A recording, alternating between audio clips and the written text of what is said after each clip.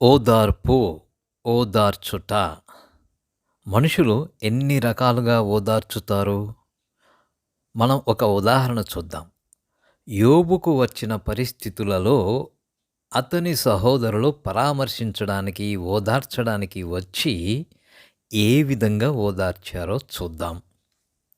యోబు గ్రంథం 8వ అధ్యాయంలో కొన్ని వచనాలు గమనిస్తే 4వ వచనములో నీ కుమారులు ఆయన దృష్టి ఎదుట పాపము చేసిరేమో, కావుననే వారు చేసిన తిరుగుబాటును బట్టి ఆయన వారిని అప్పగించెనేమో. అలానే 6వ వచనములో నీవు పవిత్రుడవై యథార్థవంతుడవైన ఎడల నిశ్చయముగా ఆయన నీయందు శ్రద్ధ నిలిపి నీ నీతికి తగినట్లుగా నీ నివాస స్థలమును వర్ధిల్ల చేయును.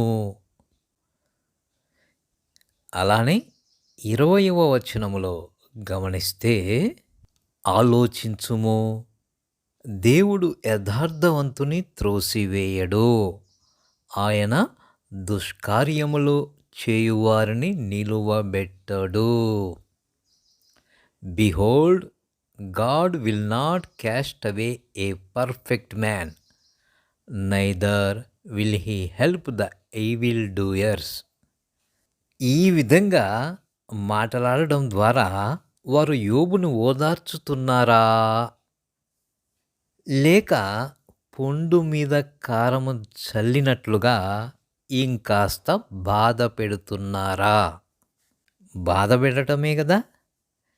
ఈ విధంగానే చాలామంది ఎవరైనా అనారోగ్యంతో ఉంటే గనక praise the Lord brother, praise the Lord sister అంటూ మొదలెట్టి వారి యొక్క అనారోగ్య కారణానికి దుఃఖిస్తున్నామంటూనే, బాధపడుతున్నామంటూనే, ఓదార్చుతున్నాము అంటూనే మొదలుపెట్టి మెల్లగా ఇదిగో ఈ విధంగా మాట్లాడడం మొదలు పెడతారు.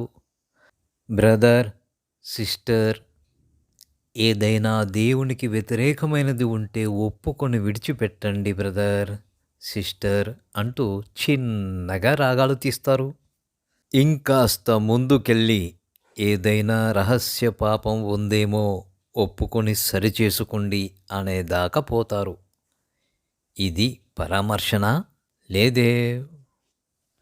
కాబట్టి ఎవరైనా కానీ అనారోగ్యంతో ఉంటే గనుక పరామర్శకు ఎవరిని